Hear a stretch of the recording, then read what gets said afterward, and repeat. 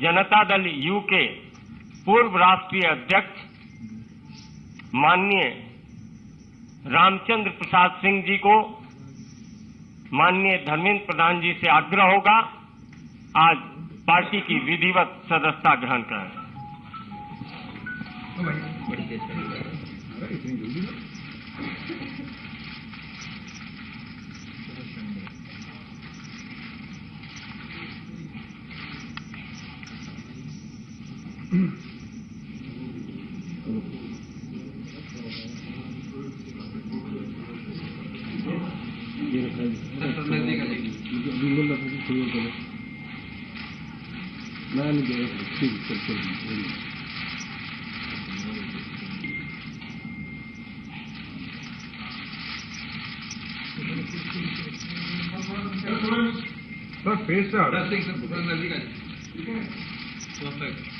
Thank you.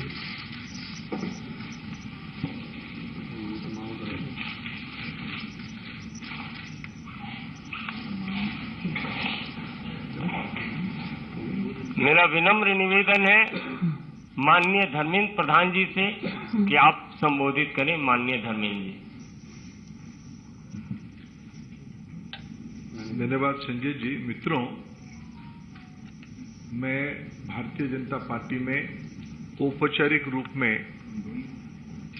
आदरणीय Shri RCP Singh ji को स्वागत करता हूं। आरसीपी सिंह जी आज से प्रधानमंत्री नरेंद्र मोदी जी की नेतृत्व में, आदरणीय जगत प्रकाश नड्डा जी की नेतृत्व में भारतीय जनता पार्टी की एक कार्यकर्ता के नाते काम करेंगे।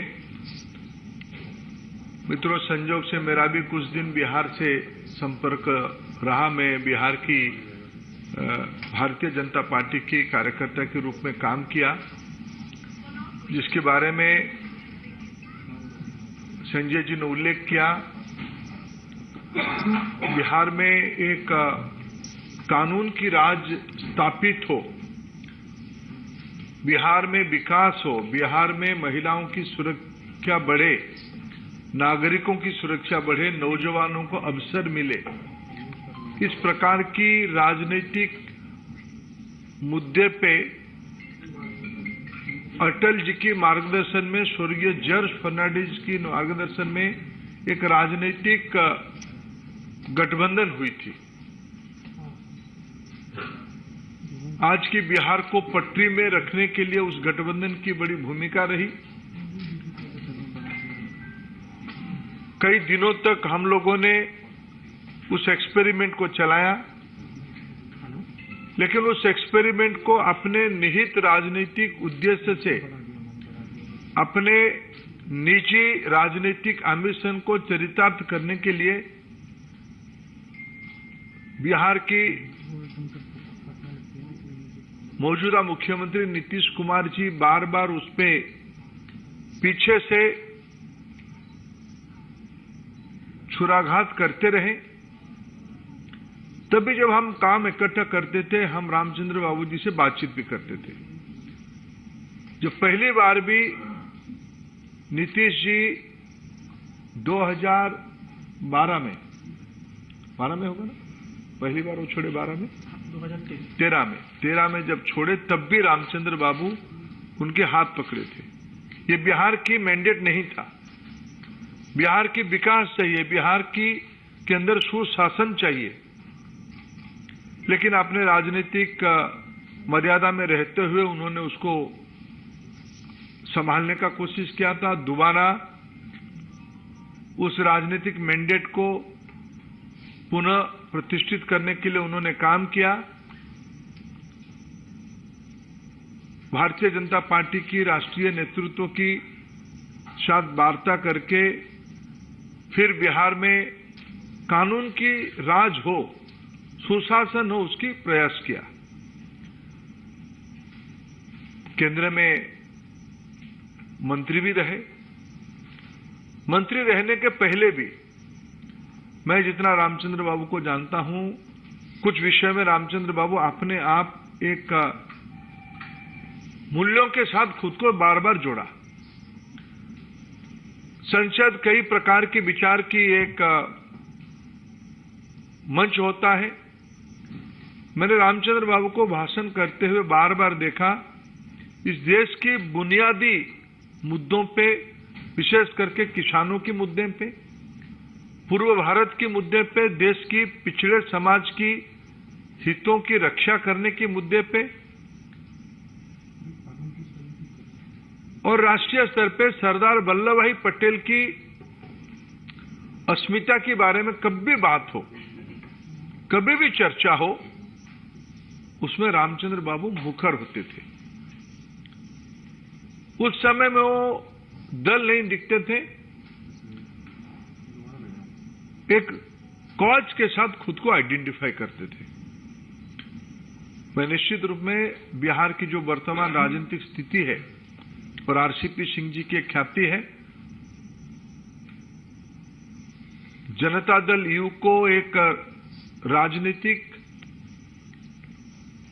प्रक्रिया करके आज की जो रूप उनकी है उसको खड़ा करने में आरसीपी सिंह जी की बहुत बड़ी भूमिका रही है। एक प्रकार से भारतीय जनता पार्टी की जैसे एक संगठन मंत्री की भूमिका रहती है, पीछे से चीजों को मजबूती से रीढ़ की हड्डी की तरफ वो उसको संभाले थे।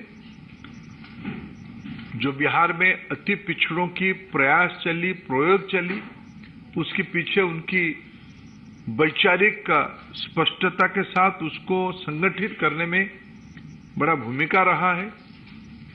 मैं बिहार में काम किया हूं, पंचपोनिया समाज में रामचंद्र बाबू जी की पहचान और प्रवेश मैं खुद एक कार्यकर्ता रूप में जानता हूं। अति पिछड़ों में क्या विश्वसनीयता आरसीपी सिंह जी की है मैं जानता हूं। ऐसे एक नेता को आज प्रधानमंत्री जी के नेतृत्व में हमें शामिल करते हुए गौरव होता है। आरसीपी सिंह जी की बिहार में भारतीय जनता पार्टी में योगदान करना पार्टी को वहां और मजबूत करने में निश्चित रूप में मदद होगा। हम लोग सफल होंगे। मैं आरसीपी सिंह जी को पुनः बीजेपी में स्वागत करता हूं और निश्चित रूप में उनकी सेवा पार्टी के लिए सकारात्मक रहेगी। मेरा विनम्र निवेदन है, जनता दल यू के पूर्व राष्ट्रीय अध्यक्ष जिन्होंने अभी अभी पार्टी की सदस्यता ग्रहण की है, ऐसे माननीय श्री रामचंद्र प्रसाद सिंह जी से आपको संबोधित करें। माननीय रामचंद्र प्रसाद सिंह जी। बहुत बहुत धन्यवाद संजय जी। आदरणीय धर्मेंद्र प्रधान जी, आदरणीय अरुण सिंह जी, आदरणीय अनिल बलूनी जी, यहाँ मीडिया के सभी साथीगण, मेरे लिए यह बहुत ही गौरव और गर्व का क्षण है कि आज मैं भारतीय जनता पार्टी की सदस्यता ग्रहण किया हूं।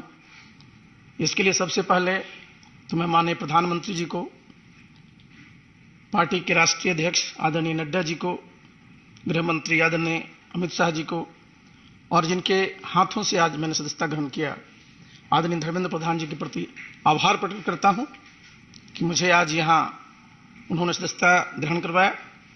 और मैंने इसलिए अपना बताया कि गौरव की बात है कि आज आप देखिए, विश्व की सबसे बड़ी आबादी का देश भारतवर्ष है, सबसे बड़ा लोकतंत्र भारतवर्ष है और इस भारतवर्ष में सबसे बड़ी जो पॉलिटिकल पार्टी है, जो राजनीतिक दल है, वो भारतीय जनता दल है, भारतीय जनता पार्टी है।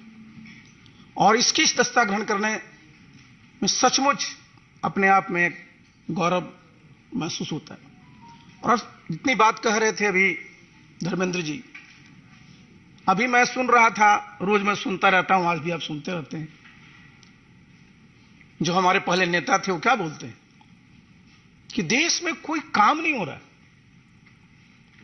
हमने कई बार उनको आईना दिखाने की कोशिश की कि अगर कोई काम नहीं हो रहा है तो नीतीश बाबू ये बताएं कि आज भारतवर्ष दुनिया में 5वीं सबसे बड़ी अर्थव्यवस्था है। ये कैसे हुआ? ऐसे तो नहीं हुआ।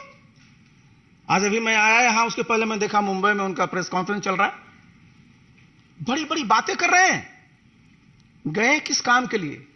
जरा सोचिए कि देश कहां चला गया और बिहार आज भी कहां है। पहले क्या बात करते थे वो, जब भी उनके पास जाइए कहेंगे मैं बिल्कुल क्राइम के खिलाफ हूं, करप्शन के खिलाफ हूं। उनको सी शब्द से बड़ा प्रेम रहता है, लेकिन सी से चेयर भी होता है। तो कुर्सी के लिए ही आजकल सब काम में लगे। आप बिहार में चले जाइए साहब, बता रहे थे धर्मेंद्र जी कितनी मेहनत की गई थी जब 2005 में सरकार बनी थी एनडीए की, किस प्रकार से वहां कानून का राज स्थापित किया गया था, किस प्रकार से सब व्यवस्था की गई थी।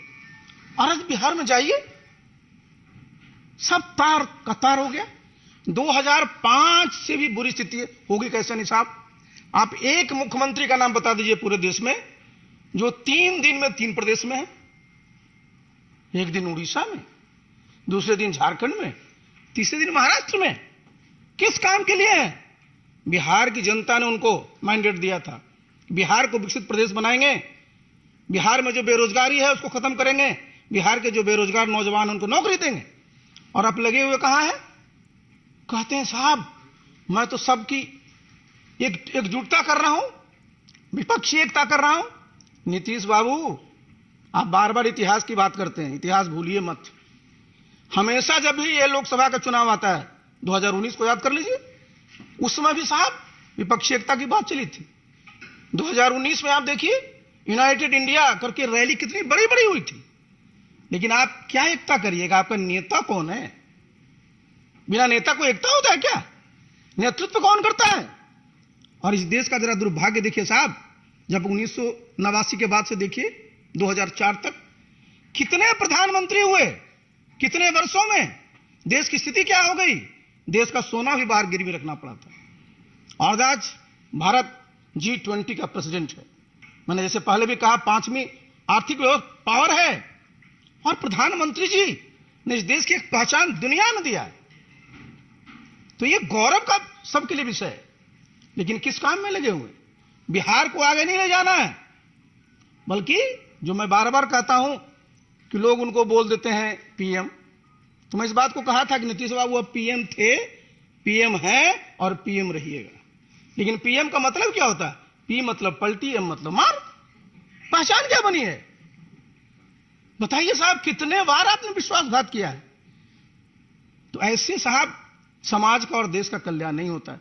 तो मैंने इन सब चीजों के मद्देनजर मैंने तय किया कि मैं उस पार्टी का मैं राष्ट्रीय अध्यक्ष भी था। बिहार में उस पार्टी को मैंने गांव गांव तक पहुंचाया, जितने बूथ है वहां तक पहुंचाया। आज क्या स्थिति है? सब जितने कार्यकर्ता हैं सब हमसे पूछते हैं सर कुछ निर्णय लीजिए। आज निर्णय हुआ है, आप देखिएगा बिहार में नीतीश बाबू का कुछ नहीं बचेगा जी। अपने रहेंगे, उनके राष्ट्रीय अध्यक्ष रहेंगे, और जिसको मैं भुंजा पार्टी कहता हूं वो रहेंगे। बाकी सारा का सारा बिहार चाहता है कि केंद्र में जिस प्रकार से आदरणीय नरेंद्र मोदी जी देश के गरीब लोगों के लिए काम कर रहे हैं, उसी प्रकार से बिहार में भी काम हो। अब वो बताते हैं कि साहब गरीबों को कोई काम नहीं होता। भाई प्रधानमंत्री किसान सम्मान निधि योजना में तो गांव में रहता हूं, इस्तीफा देने के बाद अपने गांव में रहता हूं। किसी समाज का हो, किसी धर्म का मानने वाला हो, सबके खाते में 6,000 रुपया जा रहा है कि नहीं जा रहा? सबको महीने में प्रति व्यक्ति 5 किलो अनाज मिल रहा है कि नहीं मिल रहा है? ये क्या है नीतीश बाबू? ये साधारण उपलब्धि है। तो इसलिए साथियों, इन सब चीजों को देखते हुए मैंने सोचा कि जब आप फिर से वहीं पहुंच गए हैं, फिर से जिनके इनका क्या था, नीतीश बाबू का पूरा वजूद क्या था?